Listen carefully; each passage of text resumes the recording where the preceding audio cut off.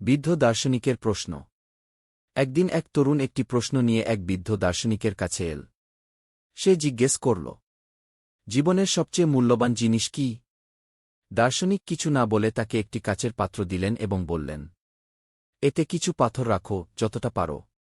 তরুণটি বড় বড় পাথর দিয়ে পাত্রটি ভরিয়ে দিল। দার্শনিক আবার বললেন, এবার ছোট পাথর রাখো। তরুণটি পাত্রে ছোট পাথরও যোগ করল। তারপর দার্শনিক বললেন, এবার বালু রাখো।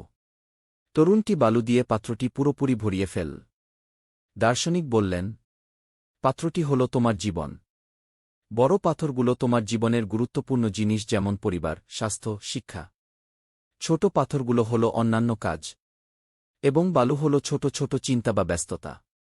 যদি তুমি প্রথমে বালু দিয়ে পাত্র ভরাও, তাহলে বড় পাথর রাখার জায়গা পাবে না। শিক্ষা, জীবনে অগ্রাধিকার দেওয়া খুবই গুরুত্বপূর্ণ। গুরুত্বপূর্ণ বিষয়গুলো আগে করতে হবে, নইলে ছোট বিষয়গুলো সব জায়গা দখল করে নেবে।